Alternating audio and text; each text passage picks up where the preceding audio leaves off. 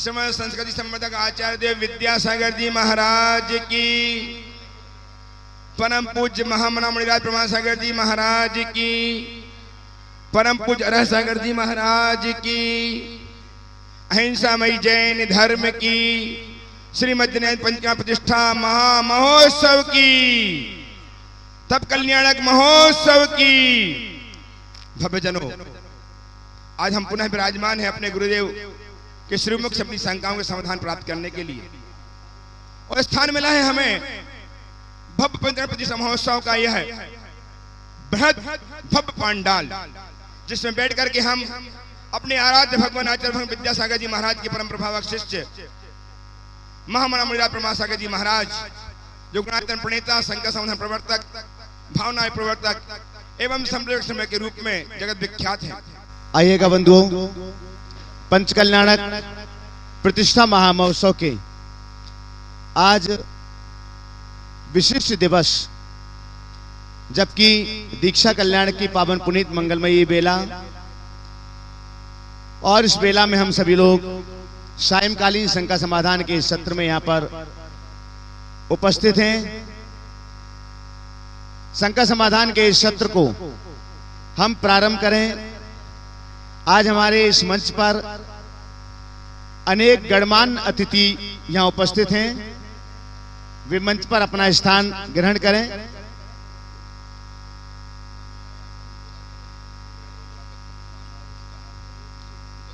हम प्रथम प्रश्न के लिए आमंत्रित कर रहे हैं हितार्थ जैन।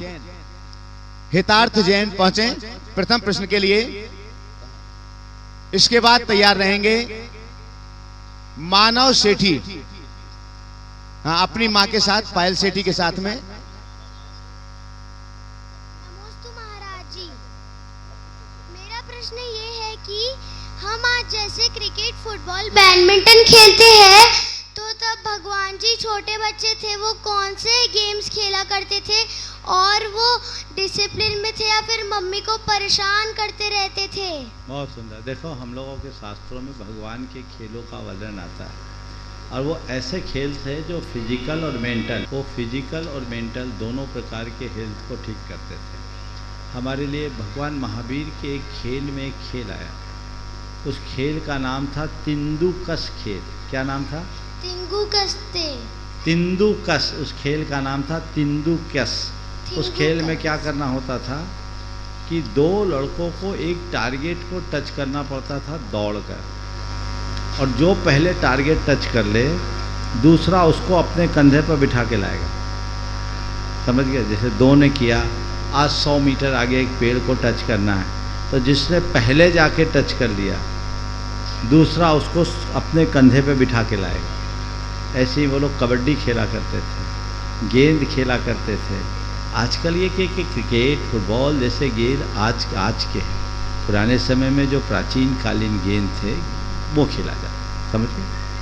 और वो खेल के होते थे ऐसा कि मम्मी पापा को भी आनंद आता था, वो मम्मी पापा को परेशान करने वाले नहीं। तो महाराज जी, हाँ, कबड्डी, छुआ छुई सब खेलते थे। हाँ महाराज जी, नमोस्तु नमोस्तु नमोस्तु। महाराज जी, मेरा प्रश्न ये है कि हम लोग 9 ही बार नमोकार क्यों बोलते हैं? 9 से ज़्यादा या 9 से कम क्यों नहीं? 9 बार बोलो, 9 से ज़्यादा भी बोल सकते, पर 9 इसलिए बोलते हैं कि 9 को कोई काट नहीं सकता। 9 का पहाड़ा पढ़ो, पूरे पहाड़े में 9 ही आएगा। 9 एकम 9, 9 दूनी 18, तो 1 8 9, 9 त्रिका 27, 2 7 9, 9 चौके 36, 3 6 9, 9 पचे 45, 4 5 9, 9 छक 54, 5 4 9, 9 छक 63, 9 सते 63, 6 3 9, 9 8 72, 7 2 9, 9 9 81, 8 1 9, और 9 10 90 9।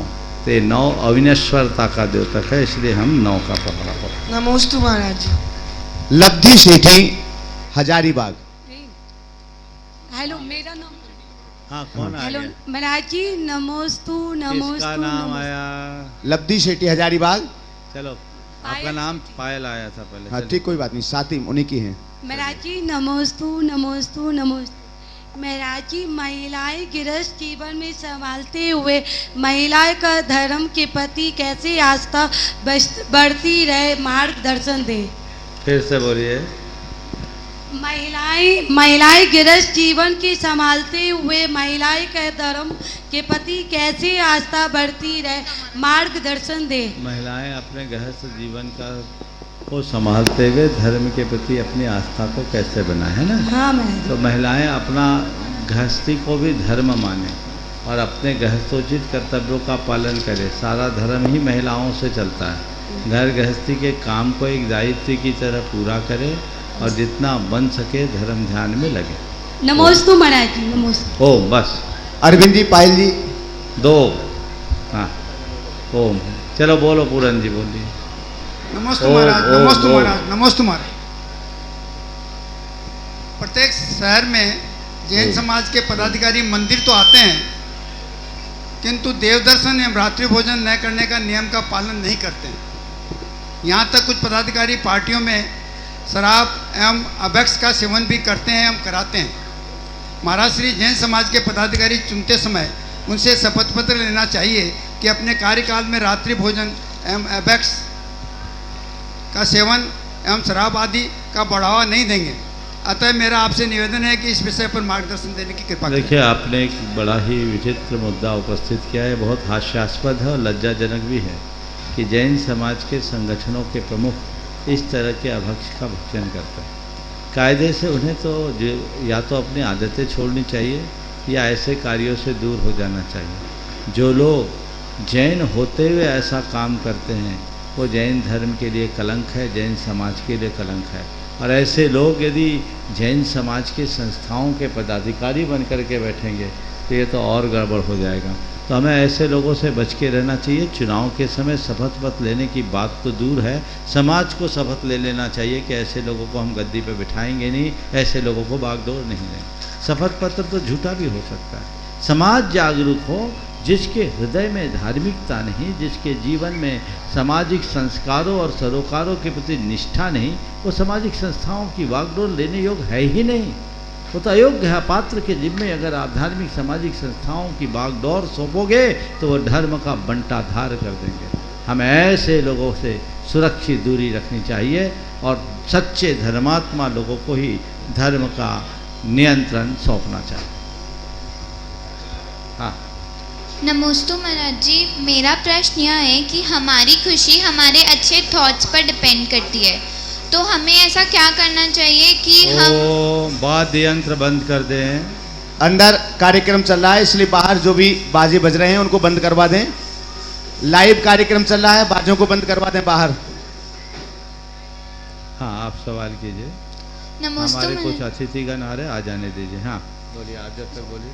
नमोस्तु महाराज जी, मेरा प्रश्न यह है कि हमारी खुशी हमारे अच्छे थॉट्स पर डिपेंड करती है, तो हाँ। हमें ऐसा क्या करना चाहिए कि उन्हें ले आइए, सामान अंदर ले आइए। सभी अतिथियों को मंच पर लेकर के आ जाएं। हाँ बोलिए आप। हाँ कि हमें हमेशा अच्छे थॉट्स आए और हम हमेशा खुश रहें। बिल्कुल सही बात कही है। हमारी सारी खुशी हमारी सोच पर निर्भर करती है। बहुत अच्छा सवाल किया है कि हमारी खुशी हमारे थॉट्स पर निर्भर करती है। हम ऐसे ही अच्छे थॉट्स कैसे लाएं जिससे हर पल खुश रह सके। तो अच्छे थॉट्स लाने के लिए 4 बातें अपनाने की ज़रूरत है। सबसे पहली बात, अच्छे विचारों के लोगों के संपर्क में रहें। हम जैसे व्यक्ति के साथ रहते हैं, जैसे लोगों के साथ हमारा संपर्क होता है, हमारे भाव और विचार वैसे बन जाते हैं। ऐसा कहा जाता है, जैसी संगत वैसी रंगत। अच्छी सोच के लिए पहली बात अच्छी संगति। अच्छों की संगति हमारे जीवन को उन्नतिशील बनाती है। हमें अच्छी संगति बनाना चाहिए। दूसरी बात, अच्छा साहित्य पढ़ो। जो हम पढ़ते हैं, जो हम देखते हैं या जिनके बीच रहते हैं, जैसा महसूस करते हैं, हमारे सबकॉन्शियस में वैसा प्रभाव पड़ता है और वो हमारे थॉट प्रोसेस को वैसा बना देता है। अच्छा पढ़ो, अच्छा देखो, अच्छा सुनो। ये जीवन के बदलाव का बहुत बड़ा कारण है। तीसरी बात, ऐसे लोगों से सुरक्षित दूरी रखो जिनकी सोच में नकारात्मकता भरी। और चौथी बात, ऐसे लोगों को अपना आदर्श बनाओ, जो अच्छी सोच के बल पर अपने जीवन को शिखर तक पहुंचाया है। यदि ये चारों बातें आत्मसात करते हैं तो निश्चित हमारे जीवन में खुशियां भर सकती है, हम अच्छे सोच के धनी बन सकते हैं। नमोस्तुम। श्रीमती शिखा अनुराग जी जैन, रांची। और इसके बाद प्रश्न के लिए तैयार रहेंगे श्रीमती आशा बरजात्या जी, हजारीबाग। जिनके भी नाम ले रहे हैं शीघ्रता से अपने स्थान पर खड़े हों। शिखा अनुराग जी जैन, रांची।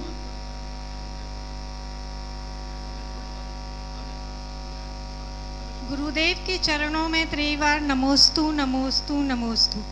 गुरुदेव, मेरा प्रश्न ये है कि दान 4 प्रकार के हैं। देह दान कौन सी श्रेणी में आता है और जैन धर्म में देह दान करना उचित है या नहीं? देखिए, हमारे यहाँ जो भी दान है वो जिंदे का दान है, मुर्दे का नहीं। तो हम जो भी धर्म कहता वो जीवन का करता, मरने के बाद का नहीं। मरने के बाद आप जो करना आप करिए, पर जीते जी जो करना हो उसमें पीछे मत रहिए। धन्यवाद गुरुदेव। चलिए अगला। नमोस्तु। आशा बरजात्या जी, हजारीबाग। आपके बाद तैयार रहेंगे श्री सुनील जी, नीलू जी सेठी, हजारीबाग।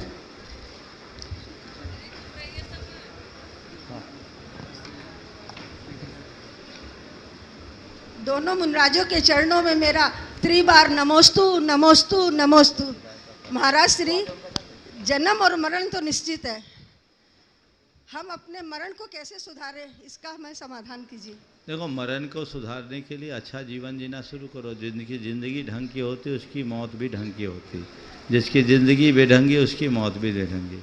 तो अच्छे तरीके से जीने वाला ही अच्छे से मर सकता है। हमें जो जीवन मिला है हमें चाहिए हम संयम, सदाचार और सात्विकता के साथ संतोषपूर्वक अपना जीवन बिताएं, जिससे भगवान का सुमरन करते हुए इस दुनिया से विदा हो सके। नमस्ते महाराज। हाँ, श्री सुनील जी, नीलू जी सेठी, हजारीबाग। ओ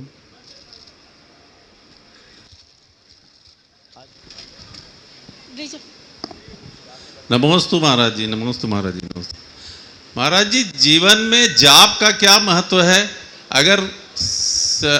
अगर हम स्वयं जाप करते हैं या कोई हमको जाप करने के लिए बोलता है, वो जाप हम अगर करते हैं और आप जाप करने के लिए देते हैं, तीनों के फल में क्या फर्क है? सबसे पहले जाप का अर्थ देखो। जाप में 2 अक्षर है, ज और प। ज का अर्थ होता है जन्म और प का अर्थ होता पाप। जो जन्म और पाप का विनाशक हो उसका नाम जाप है। जाप करने से पाप कटते हैं, हम भवसागर से मुक्त होते हैं। अब सवाल है कि जपने से पाप कैसे कटता है? एक सवाल है। नाम ही तो ले रहे हैं, नाम सुमरने से पाप कैसे कटेगा? आज का कोई भी व्यक्ति जो तार्किक बुद्धि रखता है इस प्रकार का सवाल रख सकता है। मैं कहूँगा आज विज्ञान ने इन सब बातों को प्रमाणित कर दिया। जब हम किसी आदर्श को अपने हृदय में स्थापित करके उसका नाम सुमरते हैं तो उस घड़ी हमारे भावों में एक विशुद्धि उत्पन्न होती है, और विशुद्धि से हमारी अंतःस्रावी ग्रंथियों का स्राव परिवर्तित हो जाता है। हमारे शरीर के हार्मोन्स में परिवर्तन आता है, उससे हमारे अंदर के रसायन बदलते हैं। अंदर के रसायन बदलते हैं तो कर्मों की रसायन बदल जाती है, उन्हें झड़ना पड़ता है, हमसे अलग हो जाते हैं। मन में उत्पन्न हो भाव हमारे कर्म के कटने का प्रमाण है।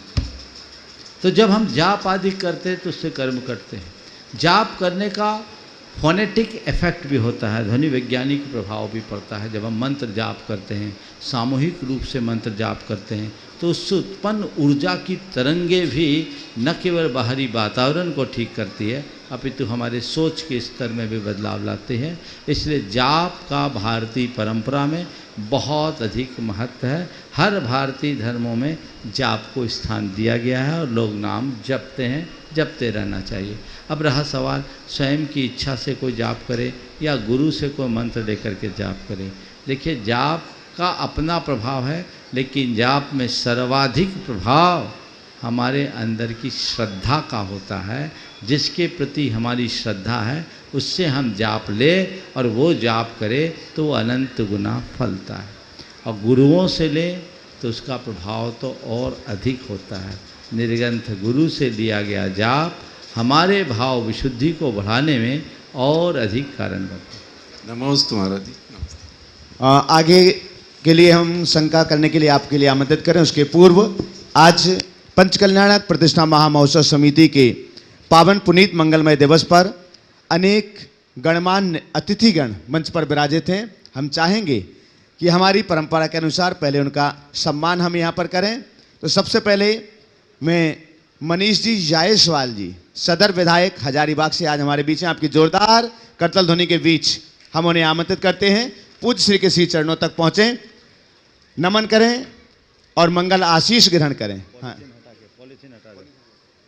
मनीष जी जायसवाल जी, सदर विधायक हजारीबाग से हमारे बीच हैं। जोरदार जोरदार करतल ध्वनि से एक बार उनका सम्मान कीजिएगा। और सम्मान करने के लिए हम यहाँ पर आमंत्रित कर रहे हैं महोत्सव समिति स्वागत समिति के पदाधिकारीगण यहाँ पर पधारें और जायसवाल जी का सम्मान करें। आपकी करतल ध्वनि की आवाज यहाँ मंच तक गूंजना चाहिए। साथ में हम आमंत्रित कर रहे हैं चंद्र प्रकाश जी जैन और राजीव जी जायसवाल। आपके साथ में हम आमंत्रित कर रहे हैं, कृपया पधारें। चंद्र प्रकाश जी जैन और राजीव जी जायसवाल जो उनके साथ में यहां पर आए हुए हैं, कृपया पधारिएगा।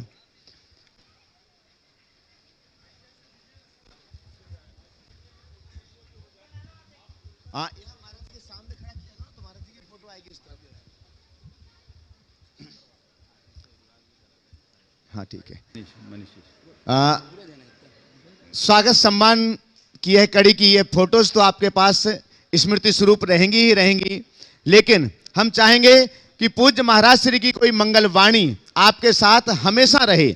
इसलिए मनीष जी जायसवाल जी जो विधायक जी हैं, हम चाहेंगे कि आप पूज्य श्री के पावन कर कमलों से उनका साहित्य प्राप्त करें ताकि आपके जीवन को यह आगे उन्नत बना सके, प्रांजल कर सके।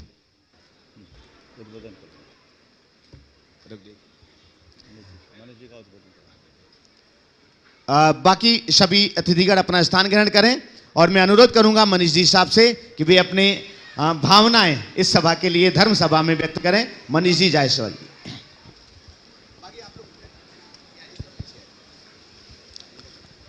आदरणीय गुरुवर, यहाँ पर उपस्थित तमाम भक्तगण, इस संपूर्ण इलाके के लिए बहुत ही सुंदर दिवस है ये, जब ये पंच कल्याणक चल रहा है।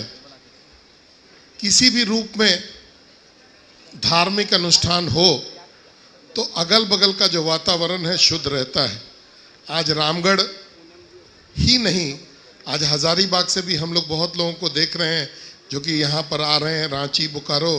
तो ये कह सकते हैं कि इस एक जगह पर ये जो अनुष्ठान हो रहा है, इसका प्रभाव, इसकी पवित्रता करीब करीब संपूर्ण ये जो नॉर्थ छोटा नागपुर और साउथ छोटा नागपुर का इलाका है वहाँ तक जा रहा है।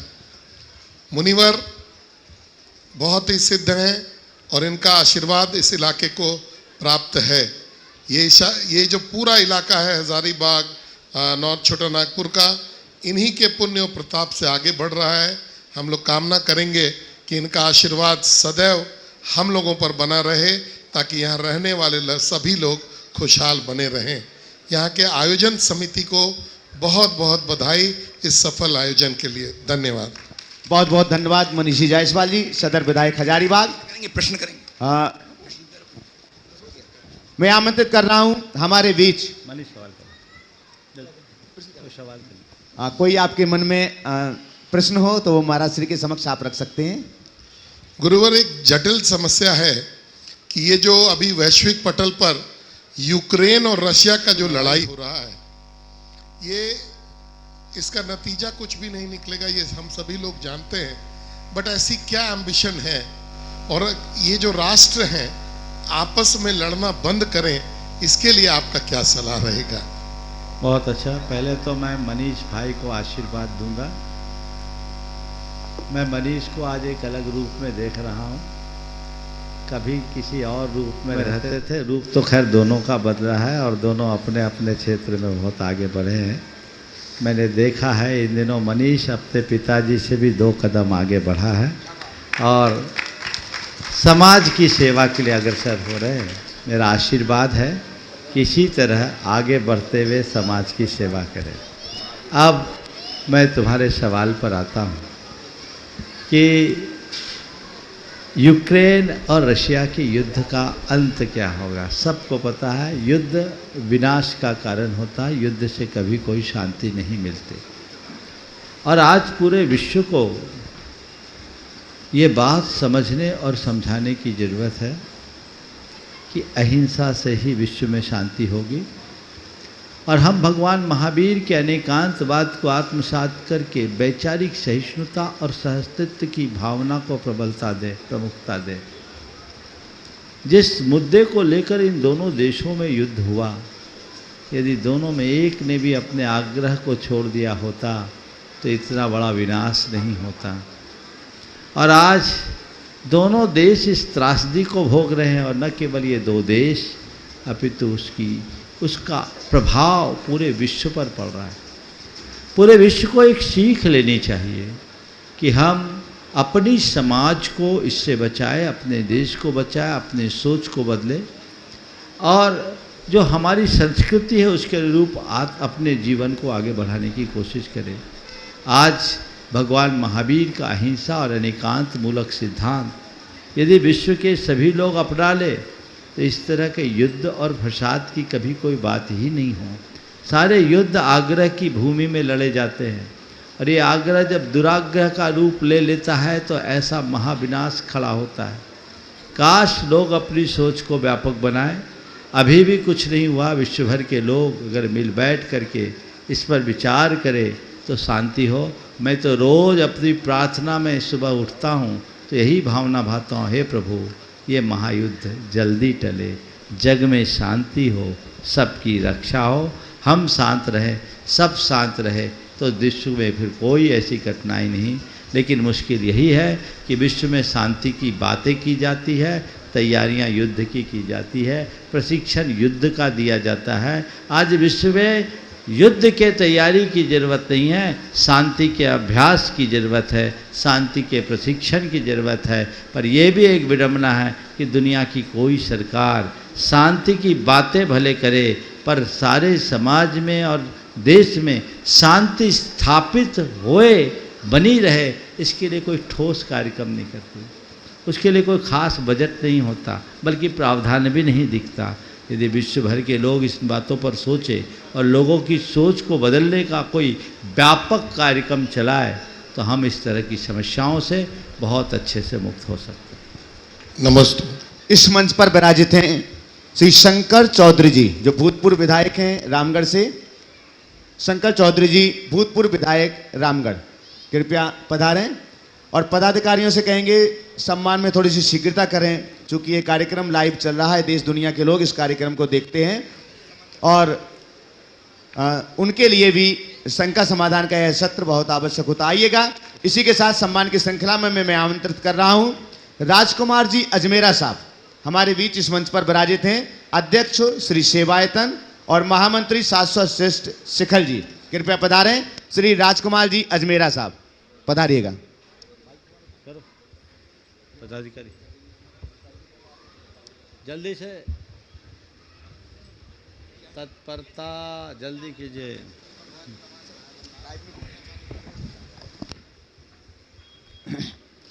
सम्मान में थोड़ी सी शीघ्रता करिएगा।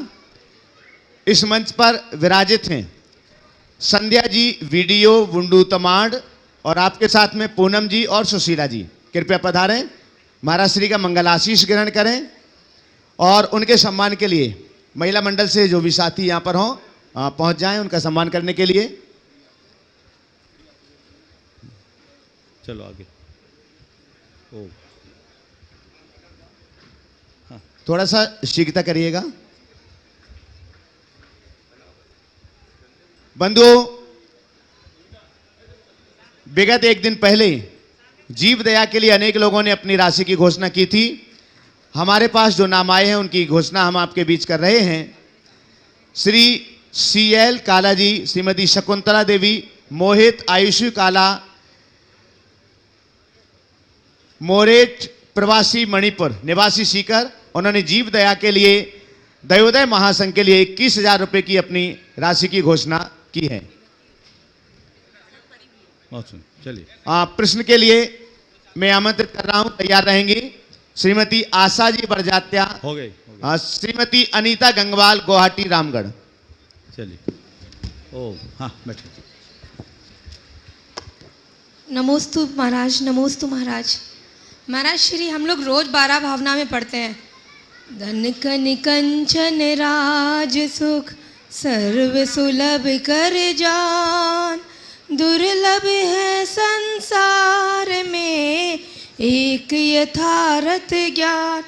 लेकिन हमें किसी ने भी आज तक ज्ञान के ऊपर काम करने के लिए नहीं कहा गया। आपने हमें पहली बार प्रवचन में कहा कि 4 तरीका की एनर्जीज है। हम फूड एनर्जी पे भी काम करते हैं, हम क्रिया एनर्जी पे भी काम करते हैं, या योगा पे काम करते हैं, लाइफ फोर्स एनर्जी पे, हम स्पिरिचुअल एनर्जी पे भी काम करते हैं। पर पहली बार हमें हमारे जैन गुरु ने कॉस्मिक एनर्जी पे काम करने के लिए कहा। ये पहली बार था कि मैंने जैन गुरुओं से कॉस्मिक एनर्जी पे काम करने के लिए कहा, जो ब्रह्मांडीय ऊर्जा के लिए आपने कहा। इसका संपर्क हम कैसे कर सकते हैं और क्या हम साक्षात उनके दर्शन कर सकते हैं कॉस्मिक एनर्जी के?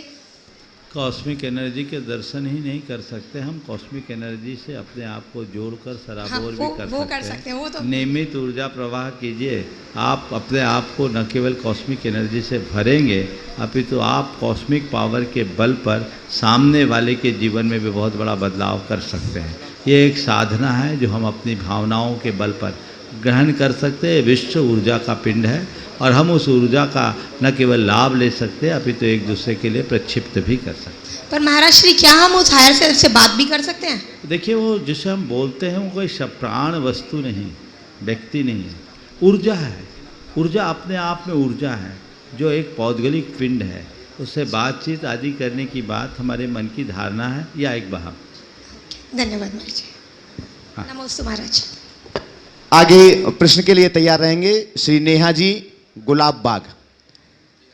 हम यहां पर आमंत्रित कर रहे हैं रतन जैन परिवार। अब हम बताएंगे। नमोस्तु गुरुदेव, नमोस्तु नमोस्तु नमोस्तु। गुरुदेव, मेरा प्रश्न ये है कि धर्म कितना रतन जैन परिवार श्रीफल समर्पित करके मंगल आशीष ग्रहण करेंगे। धर्म में जो विषय काल्पनिक है तो उसमें कितना सत्य है, और यह विषय धर्म में हमारे विश्वास में क्या भूमिका निभाता है? देखिए, धर्म में एक विषय काल्पनिक है, काल्पनिक में क्या काल्पनिक है और क्या वास्तविक हमें समझना चाहिए। धर्म का जो मूलभूत तत्व है वह कहीं से काल्पनिक नहीं, वो तात्विक है। पर किसी बात को जब हम प्ररूपित करते हैं, प्रतिपादित करते हैं, तो हमारे कहने के स्टाइल में परिवर्तन आता है। उसमें कुछ चीज़ें कल्पनाएँ भरी जा सकती है। जैसे एक कोई संदेश किसी को देना है, अपने वाक्य में कोई ज़रूरी नहीं कि जैसा है वैसा ही दे, उसमें थोड़ा बहुत परिवर्तन भी किया जा सकता है। तो वो चीज़ें जुड़ती है, बनती है, बदलती है, लेकिन मूलभूत तत्वों में कहीं कल्पना नहीं है। जो तत्व ही काल्पनिक है तो धर्म ही काल्पनिक हो जाएगा, इसलिए उन बातों को नहीं। हाँ, हमारे पुराणों में बहुत सारे लोगों के चरित्र का वर्णन है। अब चरित्र के वर्णन करते समय किसी के शरीर के विन्यास का वर्णन हो या किसी नगर की रचना का वर्णन हो, वहाँ कल्पना है, लेकिन उस व्यक्ति के जीवन में घटी हुई घटनाएं कल्पना नहीं है, और उस व्यक्ति के जीवन का जो दर्शन है वो काल्पनिक नहीं, वो यथार्थ स्पर्शी, ऐसा समझो। श्री नीरज जी जैन, दिल्ली, दृष्टि गुणायतन। और साथ ही हम आपके लिए बतला दें कि आज के दिन पूज्य महाराज श्री का संपूर्ण साहित्य नीरज जी की ओर से आधी कीमत पर आपके लिए उपलब्ध करवाया जा रहा है, 50% डिस्काउंट पर। एक बार जोरदार करतल ध्वनि से हम उनका सम्मान करें। श्री नीरज जी जैन, दिल्ली, दृष्टि गुणायतन। महाराज श्री के चरणों में मेरा सशत वंदन। महाराज श्री, सबसे पहले तो मैं समाज का ध्यान, एक बहुत बड़ा संदेश है उस पर दिलाना चाहूँगा। मैं श्वेतांबर स्थानकवासी समाज से हूँ। महाराज साहब, आज हमारे बच्चों में ये धारणा बन गई है कि दिगंबर समाज श्वेतांबर को नहीं बुलाते और श्वेतांबर दिगंबर को नहीं बुलाते। महाराज साहब, क्या ऐसा नहीं हो सकता कि दिगंबर सभा का कोई आयोजन हो, उसमें श्वेतांबर सभा को आमंत्रित किया जाए और श्वेतांबर वाले दिगंबर को आमंत्रित करें उस सभा में? देखिए, दिगंबर हो या श्वेतांबर, ये तो अलग अलग परंपराएं हैं, सबकी अपनी अपनी आस्थाएं हैं, अपनी अपनी आस्था के अनुरूप लोग अपना अपना आचरण करते हैं। लेकिन समाज में तो हम दिगंबर और श्वेतांबर की बात जाने दीजिए, जैन लोग तो अजैन को भी बुलाते हैं। इस सभा में क्या सब जैन हैं? बहुत सारे अजैन भाई हैं, ये तो आपस की बात है। अब मेरा शंका है महाराज साहब, सुनो मेरी बात को।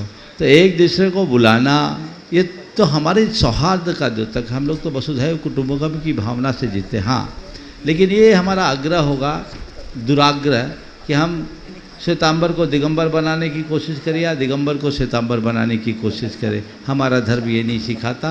हर व्यक्ति अपनी अपनी आस्था के अनुरूप जिए, जो उसके मन को अच्छा लगता है वो अपनाए। यदि तुम्हें लगता है कि दिगंबरत्व में मुझे अच्छा लगता है तो तुम दिगंबरत्व को अंगीकार करो, और नहीं तो तुम जैसे जी रहो वैसे जियो।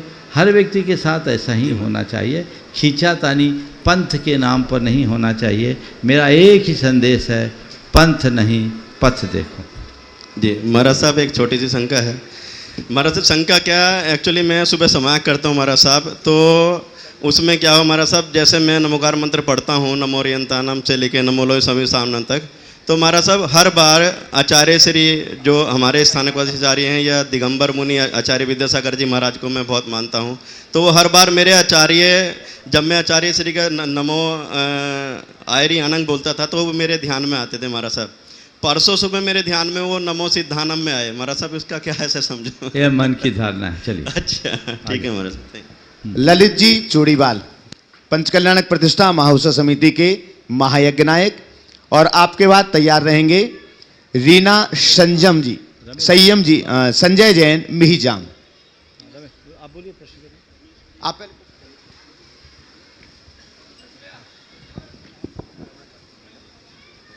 गुरुवर के चरणों में त्रिवार नमोस्तु नमोस्तु नमोस्तु। गुरुवर, पंचकल्याणक प्रतिष्ठा महोत्सव में भगवान बनाने की प्रक्रिया में लौंग का प्रयोग होता है। उन लोगों को प्रतिष्ठाचार्य हम श्रावकों को भी दे देते हैं। गुरुदेव, उनका हम किस प्रकार प्रयोग करें और उसका क्या करना चाहिए? देखिए, हम लोग जो भी कोई द्रव्य भगवान के चरणों में अर्पित करते हैं, अर्पित किया हुआ द्रव्य जैन धर्म के अनुसार निर्माल्य होता है। देवता के चरणों में हम जो भी अर्पित कर देते हैं वो निर्माल्य है, और जैन धर्म में निर्माल्य के सेवन को पाप माना गया। तो जो पूजा पाठ में आप लोग अर्घ्य सामग्री चढ़ाते हैं, आप देखते हैं जैन परंपरा में प्रसाद नहीं होता, क्योंकि हमारे भगवान को भोग नहीं लगाते, भगवान के सामने त्याग करते हैं। वो देव द्रव्य हो गया, उस पर पशु पक्षियों या दीन दुखियों का अधिकार है, हमारा नहीं। हमारे लिए वो पाप है, और ऐसा पाप कि जो 7 जन्म में दरिद्रता दे, इसलिए उसका सेवन नहीं करना। सुनिए, अब रहा सवाल पूजन। पंचकल्याणक आदि के काल में हम लोग कुछ मंत्रित लौंग आदि रखते हैं, वो संस्कार करने के लिए मंत्रित लौंग है। तो मंत्रित लौंग अर्पित लौंग नहीं है। मंत्रित लौंग का उपयोग आप कर सकते हैं, और उसका प्रयोग भी करें तो बाह्योपचार में करें। सिर दर्द हो रहा है, घिस के माथे पे लगा ले, पेट में लगा ले, या और कुछ कर ले, इस तरह का प्रयोग कर ले। या घर में सकारात्मकता को बढ़ाए रखने के लिए अपने घर में कुछ एक पोटली में बांध करके रख ले, ये कर ले। कुछ लोग उसका सेवन करने लगे, ये ठीक बात नहीं है। कि आज भगवान ने दीक्षा ली, भगवान के वस्त्रों का क्या करें? तो देखो, भगवान तो सब छोड़ दिया, तुम बटोर रहे हैं। भगवान तो कह रहे भगवान ने वस्त्र क्यों छोड़ा, कि ये हमारे किसी काम का नहीं है, भगवान ने छोड़ दिया। पर तुम परिग्रही लोग उसी के लिए उलझते हो कि हमें मिल जाए, हमें मिल जाए, हमें मिल जाए। अरे भगवान के वस्त्र त्याग को देखते हुए सोचना चाहिए, अरे भगवान ने तो सर्वस्व त्याग दिया, मैं भी कुछ त्यागूं। फिर भी भगवान के नाम में राख तो होता है, भगवान के वस्त्र है। जब इतना रखें तो घर में उसे एक पवित्र वस्तु के रूप में रखो। ये भगवान के वस्त्र हैं, उसे घर के एकदम पवित्र स्थल पर रखो, और एक बढ़िया ढंग से रखो, ऐसे वैसे नहीं, सजा करके रखो। वो आपको एक प्रेरणा देगी, ये भगवान की निशानी है। उस भाव से आप रखें तो कोई दोष नहीं। चलिए, रीना संजय जैन मिहिजाम गुणायतन, और आपके बाद तैयार रहेंगे अनिल कुमार जी, सुमित्रा देवी जी, अमित कुमार, सुमित कुमार जी कासलीवाल मिहिजाम। नमोस्तु गुरुवर, नमोस्तु नमोस्तु नमोस्तु। मनुष्य कितना ही गोरा हो, परछाएं सदैव काली होती है। बहुत सुंदर। मैं श्रेष्ठ हूँ, ये मेरा आत्मविश्वास है, लेकिन मैं ही श्रेष्ठ हूँ, ये अहंकार है, इसे कैसे छोड़ें? बहुत सुंदर है। मनुष्य चाहे कितना भी गोरा हो, उसकी छाया हमेशा काली ही होती है। और आपका ये वाक्य बहुत अच्छा है, मैं श्रेष्ठ हूँ, ये मेरा आत्मविश्वास है, पर मैं ही श्रेष्ठ हूँ, ये अहंकार है। इस अहंकार से कैसे बचूँ? बस अहंकार से बचने का एक सबसे सरल उपाय है, अपने से जो बड़े हों उनके देखना शुरू कर दो, खुद पता लग जाएगा कि मैं कहाँ हूँ। मनुष्य जब अपने से नीचे देखता है तो अहंकार आता है, अपने से ऊपर देखने लगेगा तब उसके जीवन में विनम्रता का भाव जागेगा। हाँ, नमस्ते। अनिल कुमार सुमित्रा जी तैयार रहेंगे? भेज दो। हाँ, वही दो, दे दो शीघ्रता से। आपके लिए बतला दें, अनिल कुमार सुमित्रा देवी जी, अनिमित कुमार सुमित कुमार कास्तीवाल मिहिजाम से हैं और पूज्य महाराज श्री का संपूर्ण साहित्य कल ज्ञान कल्याण की पावन पुनीत मंगलमयी बेला में आपकी ओर से आधी कीमत पर उपलब्ध करवाया जा रहा है। एक बार जोरदार करतल ध्वनि से हम उनका सम्मान करें। इसके बाद तैयार रहेंगे रमेश जी सेठी, अध्यक्ष दिगंबर जैन समाज रामगढ़। परम पूज्य मुनि श्री प्रमाण सागर जी, अरह सागर जी के पावन चरणों में सकल दिगंबर जैन समाज मिहिजाम की ओर से त्रिवार नमोस्तु नमोस्तु नमोस्तु। महाराज श्री, परेशानी आए तो ईमानदार रहें, धन आ जाए तो सरल रहें, अधिकार मिलने पर विनम्र रहें और क्रोध आने पर शांत रहें, यही जीवन का प्रबंधन कहलाता है। तो हम इसे अपने जीवन में कैसे आत्मसात करें? बहुत अच्छी बात है। परेशानी होने पर ईमानदार रहें, क्रोध आने पर शांत हो, धन आ जाए तो सरल रहें, हाँ, अधिकार मिलने पर विनम्र रहें और क्रोध आने पर शांत रहें। बस ऐसा करने के लिए कुछ नहीं करो, अपने अंतरंग में धर्म की ज्योत जला लो। जिस व्यक्ति के हृदय में धर्म प्रकट हो जाता है उसके जीवन में ये बातें सहज प्रकट हो जाती। अपने जीवन को धर्म से जोड़े और धर्म को केवल क्रिया वाले धर्म से नहीं, विचारों के धर्म से जोड़े तो हम ये बात सहज प्राप्त कर सकते हैं। ओम। आमंत्रित कर रहा हूँ नमोस्तु गुरुदेव, अध्यक्ष दिगंबर जैन समाज रामगढ़ और पंचकल्याणक प्रतिष्ठा महामहोत्सव के नाभि राय जो प्रमुख आदिनाथ के पिता पहुंचे।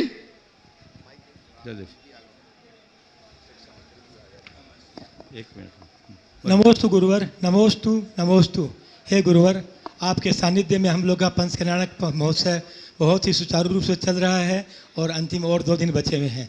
इसी क्रम में मैं गुरुदेव हमारे समाज के प्रतिष्ठित व्यक्ति श्री संजय जी जैन एंड कुणाल जी जैन यदि यहाँ पर सभा में हैं तो उन्हें मंच पर बुलाना चाहता हूँ और 2 शब्द आपके सामने आशीर्वाद दिलाना चाहता हूँ। मैं बुलाइए। संजय जैन पूरे परिवार को बुलाइए। पूरे परिवार के साथ आए मंच पर। संजय जी जैन, कुणाल जी जैन।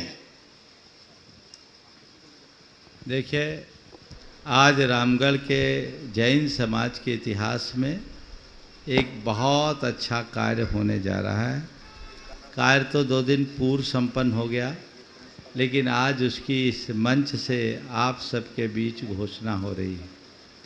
मुझे यहाँ जानकारी मिली, जानकारी क्या, जब मैं पिछले प्रवास में यहाँ था तब भी मेरे संज्ञान में ये बात आई थी कि रामगढ़ जैन समाज में एक परिवार का समाज के साथ बड़ा विद्वेष बना हुआ है, वैषम्य बना हुआ है और वे समाज के अंग होने के बावजूद एक लंबे समय तक समाज से दूर थे। अब जब हमारा यहाँ प्रवास हुआ, पंचकल्याणक हुआ, तो मैंने इन लोगों से कहा, भाई समाज का कोई व्यक्ति अगर हमसे दूर होता है तो ये बहुत अच्छी बात नहीं है, उन्हें बुला करके बात करना चाहिए और जो भी मत वैषम्य है मिलजुल करके उसे दूर कर लेना चाहिए। देखिए, आपके अतिथि आ रहे हैं, उन्हें भी स्थान दिलाइए। हाँ, श्री जगन्नाथ जी महतो, शिक्षा मंत्री झारखंड सरकार, जो कि यहाँ आए हुए हैं, उनका स्वागत है। कुछ देर में महाराज श्री के आशीर्वाद। तो मैं कह रहा था कि कोई भी व्यक्ति, हमारा समाज का कोई भी परिवार समाज की मुख्य धारा से दूर रहे। पूरा परिवार है आपका, महिलाएं सबको बुलाइए। समाज से दूर रहे, ये शोभास्पद नहीं, अच्छा नहीं लगता। हम मंदिर बना रहे हैं, हमें समाज को भी जोड़ना चाहिए, तभी मंदिर बनाने का औचित्य है।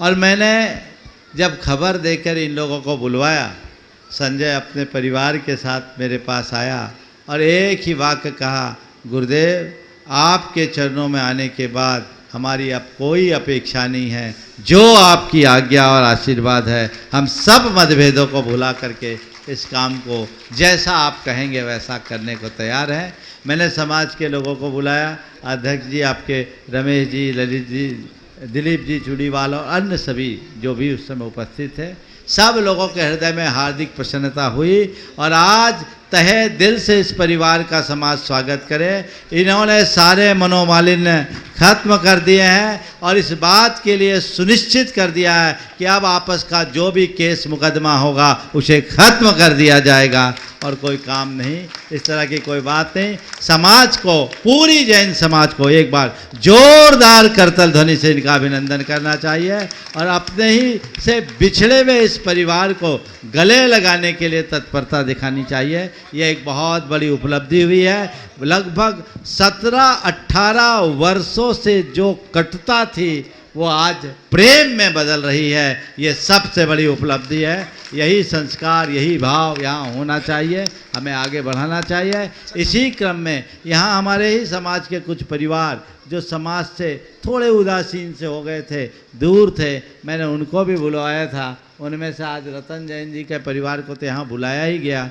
मेरे ख्याल से मदन लाल जी, बोंदिया जी और एक और परिवार यदि यहाँ उपस्थित है तो उनको भी बुलाना चाहिए। वे लोग पुनः सक्रियता के साथ समाज से जुड़ने का, धर्म से जुड़ने का मनोभाव जगाए हैं। यदि वे लोग यहाँ उपस्थित हैं तो यहाँ आज अथवा कल प्रातः काल की सभा में वो कार्यक्रम करना चाहिए। मैं संजय जैन, कुणाल जैन परिवार और महावीर बोंदिया जी परिवार, संजय तो आ गए, संजय और कुणाल, उसके पूरे परिवार को आशीर्वाद देता हूँ। बच्चों के साथ कल सब आए। अब इसी तरह अपने हृदय में धर्म की ज्योत जला के रखो। ये उस परिवार से है जिस परिवार के बीपी जैन ने जैन धर्म की उन्नति के लिए बहुत बड़ा योगदान दिया, जो सम्मेद शिखर में अपना एक महत्वपूर्ण योगदान दिए, जो बिहार, बंगाल, उड़ीसा तीर्थ क्षेत्र कमेटी जो तेरापंथी कोठी की कमेटी है उसका नेतृत्व करने वाला परिवार है। उस तरह के परिवार का कोई अंग हमसे अलग हो तो ये कैसे अच्छा लगेगा। आज मुझे बहुत प्रसन्नता है,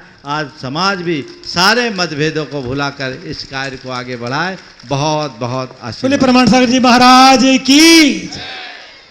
हमारे बीच इस मंच पर उपस्थित हो चुके हैं श्री जगन्नाथ जी महतो जी, जो शिक्षा मंत्री हैं झारखंड सरकार से। एक बार जोरदार करतल ध्वनि से हम उनका सम्मान करें और मैं बहुत सम्मान के साथ उन्हें आमंत्रित करता हूं, कृपया पधारें और पूज्य श्री को नमन करते हुए मंगल आशीष ग्रहण करें। और आपके साथ में ताराचंद जी छाबड़ा साहब को भी मैं आमंत्रित करता हूं कि पधारें, उनको लेकर के महाराज श्री के पास तक पदाधिकारीगण सम्मान करें। और सम्मान की इसी श्रृंखला में साथ में हम आमंत्रित करते हैं क्योंकि इस स्थान के लिए उनका बड़ा योगदान है। महाराज श्री के चरणों में नमन करते हुए मंगल आशीष ग्रहण करें।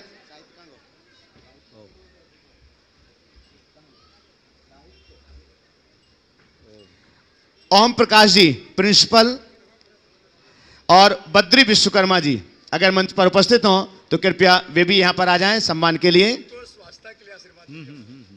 बात करते हैं, करो सत्कार। पदाधिकारीगण सम्मान करें और आपकी करतल ध्वनि अनवरत जारी रहना चाहिए। ओम प्रकाश जी और बद्री विश्वकर्मा जी अगर हों तो कृपया वे भी पहुंचे।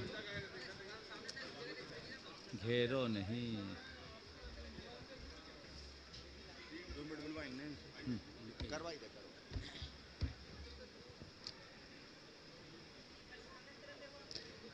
आपकी करतल ध्वनि अनवरत जारी रहना चाहिए। लगना चाहिए कि आपकी उपस्थिति है और आपकी अनुमोदना के साथ सम्मान का ये कार्यक्रम यहां चल रहा है।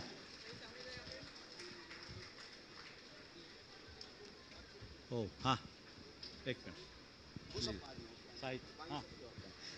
हम चाहेंगे कि श्री शिक्षा मंत्री जी पूज्य महाराज श्री का ये मंगल साहित्य जो आपके जीवन को उन्नत बनाएगा उसको ग्रहण करें महाराज श्री के हाथों से। बाकी बहुत सुंदर, बाकी अतिथियों से मेरा अनुरोध है कि बैठ जाएं और जगन्नाथ जी महतो जी से अनुरोध करता हूं कि वे इस मांगलिक कार्यक्रम के लिए अपना भावना, अपना उद्बोधन यहां।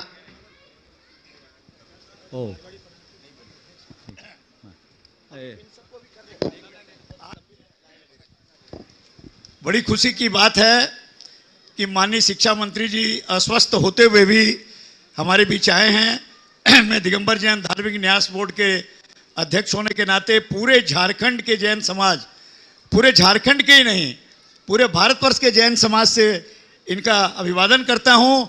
आपने देखा होगा ये स्कूल का प्रांगण कितना बड़ा प्रांगण है, और जब जैन समाज की इनके पास प्रार्थना गई, जब हम लोग गए तो इनको जब कहा गया तो इन्होंने कहा सिर्फ स्कूल पंडाल ही नहीं, आप पूरी स्कूल को जिस प्रकार से भी यूज में लेना चाहें आप लें। और आपने देखा होगा कितनी बड़ी संख्या में ये स्कूल किस प्रकार हम लोग के इस कार्यक्रम को सफल करने में किस प्रकार इसका महत्वपूर्ण योगदान है। इसके लिए पुनः एक बार जोरदार इनके लिए ताली बजाइए। और आपको ये मालूम है कि इनका जो स्वास्थ्य बीच में बिगड़ा था और ये नई जिंदगी पाए हैं, और आज इनकी बिल्कुल भीतर से इच्छा थी कि मैं प्रमाण सागर जी का दर्शन करूं और उनसे स्वास्थ्य लाभ के लिए बात करूं। तो आज मैं महाराज जी से भी कहूँगा इनको आशीर्वाद देने के लिए, और अपने प्रवचन में और अपने उद्घोषवादन में इनको आप जरूर आशीर्वाद देंगे। इस आशा के साथ मैं पुनः जैन समाज के तरफ से माननीय मंत्री जी का बहुत बहुत अभिवादन करता हूँ। धन्यवाद। मैं जगन्नाथ जी महतो को बहुत बहुत हार्दिक समाज की ओर से बधाई देता हूँ, धन्यवाद देता हूँ कि हम लोगों को कहीं भी जगह नहीं मिली तो लास्ट में जाकर के मंत्री जी के पास में गए और हम लोग का प्रॉब्लम समझाए। महाराज श्री का हम बोले सुभाषित है कि हम लोग को जगह दिलवाएं और इसके अंदर हम लोग का देखो एक बात मैं कहता हूँ, दुनिया में जगह कहीं नहीं है, जगह केवल जगन्नाथ के पास है। शरण तो जगन्नाथ के ही पास होती। अब इनका नाम जगन्नाथ है, बात अलग है, पर हम लोग तो रोज़ जगन्नाथ की ही शरण में रहते हैं और सारी दुनिया को जगन्नाथ के शरण में रखने की इच्छा रखते हैं। जगन्नाथ जी ने नव जीवन पाया। ये पहले भी मेरे पास आए हैं और मेरे ख्याल से डुमरी का प्रतिनिधित्व करते हैं शायद। सम्मेद शिखर जी में इनका हमेशा आना जाना रहा है और ये बड़े जुझारू प्रवृत्ति के व्यक्ति रहे हैं। मैं समझता हूँ इन्हें ये जो नवजीवन मिला है, शायद प्रभु की ऐसी इच्छा हो कि इनके हाथों कुछ अच्छा काम होना है, और आप जितना अच्छा काम कर सके बहुत अच्छा है। आपने जीवन में सब कुछ देख लिया है। जिस स्थिति में मेरे पास संदेश आया था अजमेरा जी का और आपके जाकर छाबड़ा जी का भी, ताराचंद जी का, कि महाराज जी आपके आशीर्वाद की उन्हें अपेक्षा है, वो बहुत गंभीर स्थिति में, तो जो मुझे रिपोर्ट दी गई थी ये एक बहुत ही गंभीर स्थिति, लेकिन इनका कोई परम पुण्य है या ये सोचो उनके माध्यम से कुछ अच्छा कार्य होना है कि आज ये हमारे बीच इस रूप में हैं। और मैं भावना भाता हूँ ये और सुदीर्घ जीवन जीते हुए समाज और संस्कृति के लिए अच्छा कार्य कर सके। यद्यपि राजनीतिक जीवन में जीने वाले लोगों की अनेक प्रकार की बाध्यताएं होती हैं, लेकिन मैं जगन्नाथ जी से ये कहूँगा, आपने सबको बहुत नज़दीक से देख लिया और मनुष्य के जीवन की क्या सीमा है ये भी आपने अच्छे से जान लिया। तो हमें अब इन सब चीज़ों को देखते और समझते हुए संसार की नश्वरता, जीवन की नश्वरता को जानकर अपने जीवन में जो अच्छा बन सके वो करने का संकल्प लेना चाहिए। और आपको शिक्षा मंत्री बनाया गया है, तो हमारी शिक्षा तो यही कहती है जीवन में अच्छे से अच्छा करें। आपने ये बहुत अच्छा संस्थान उपलब्ध कराया, और आपने तो उपलब्ध कराया ही, आपके यहाँ के जो प्राचार्य हैं, ओंकार, नाम भी ओंकार है, और बद्री प्रसाद, दोनों का नाम बहुत अच्छा। मैंने देखा ये लोग बहुत बहुत सकारात्मक रुख रखते हुए पूरा विद्यालय, यहाँ तो हम लगभग 15-20 दिन से नियमित अपनी चर्या के निमित्त आते जाते रहे हैं, लेकिन बहुत बहुत तत्परता के साथ ये कार्य कर रहे हैं। और स्कूल की व्यवस्थाएं भी हमने बहुत सुंदर देखी। प्रायः हम लोगों की ये रहती है कि स्कूल का मतलब है गंदगी का अंबार, लेकिन ये स्कूल जो गांधी स्मारक स्कूल है बहुत साफ़ सुथरा, और इन्होंने पॉलीथीन फ्री भी कर लिया है। बहुत अच्छा कार्य किया। पॉलीथीन फ्री तो पूरे देश के अन्य विद्यालयों को भी करना चाहिए, बल्कि पूरे प्रदेश को करना चाहिए, इसकी बहुत आवश्यकता है। कल भी इस संदर्भ में चर्चा हुई थी। ये एक बहुत बड़ा हम सब के लिए अभिशाप बनने वाला है। इस पर आज लोग गंभीर नहीं हैं, लेकिन आने वाले समय में बहुत भयानक समस्याएं उत्पन्न होगी। तो इसके लिए शासन और प्रशासन को समय रहते चेत कर संभालने की ज़रूरत है। पुनः जगन्नाथ जी को मेरा आशीर्वाद कि वे जगन्नाथ की शरण में समर्पित होते हुए अच्छा कार्य करें। महाराज जी, जगन्नाथ जी का एक निक नेम भी है जिसको लोग टाइगर के नाम से जानते हैं। ये एक टाइगर के नाम से सुविख्यात हैं, और इनकी राजनीतिक प्रगति भी हो, ये आशा के साथ आपका आशीर्वाद इनको मिल जाए, इसी आशा के साथ बहुत बहुत धन्यवाद। अपना स्थान ग्रहण करें। अतिथि का जो स्थान है, प्रश्न के लिए मैं आमंत्रित कर रहा हूं असित अर्चना जी बेनाडा, कोलकाता, और आपके बाद तैयार रहेंगे चंद्रकला जी पाटनी। नमोस्तु महाराज जी। महाराज जी, हम लोग चल तो वैराग्य की ओर रहे हैं, लेकिन जब आज भगवान की पालकी उठ रही थी तो आँख से आंसू निकल रहे थे। बिल्कुल वैराग्य की ओर चल रहे हैं। भगवान दीक्षा ले रहे हैं तो आंख से आंसू निकल रहे हैं। क्यों निकल रहे हैं? हाँ, यही भगवान तो दीक्षा ले रहे हैं इसलिए आंसू निकल रहे थे कि हम दीक्षा नहीं ले पा रहे इसलिए आंसू निकल रहे? यही नहीं समझ में आ रहा। बस उसको थोड़ा सा असेसमेंट करके देख लो। भगवान ने दीक्षा क्यों लिया, इसके लिए आंसू निकलना मोह है। अब भगवान दीक्षित हो गए, हम कब दीक्षित होंगे, इसलिए आंसू निकलना वैराग्य है। और कदाचित इस भाव से आंसू निकलते हैं, भगवान दीक्षा ले लिए तब हम किसकी शरण में जाएंगे, ये भक्ति। आगे प्रिया राजेंद्र जी, वो प्रतिष्ठा महोत्सव समिति के कुबेर हैं। हाँ, हीरालाल जी को बुला साथ में। हीरालाल जी साथ में। गुरुवर नमोस्तु नमोस्तु। हीरालाल जी सब साथ में आ जाएं, साथ में आकर खड़े हो जाएं। महाराज जी, मेरा प्रश्न टैटू को लेकर है। वो अभी जो लेटेस्ट फैशन बन पड़ा है टैटू, तो बच्चों को बताइए गलत है सही है? देखिए, टैटू हमारे यहाँ गुदना के नाम से जाना जाता था। गुदना गुदवाना, और गुदना केवल अपनी पहचान को बनाए रखने के लिए करा जाता था। अब तो पूरा शरीर ही गुद लेते हैं। नीचे के तबके के लोग करते थे पहले, नीचे तबके नहीं, के सभी करते थे। टैटू कोई बुरी चीज़ नहीं है, लेकिन आज जिस तरीके से टैटू का चलन हुआ है वो ठीक नहीं है। केवल सामान पहचान बनाने के लिए करना अलग बात है, पर पूरे शरीर को ही टैटू बना लेना समझ से परे है। इस प्रकार आज के सत्र को आहार नहीं ले रहे थे महाराज। अब वो महाराज का व्यक्तिगत विचार है, उससे आहार देना नहीं देना उसके योग की बात नहीं है, लेकिन इससे शरीर विकृत होता है।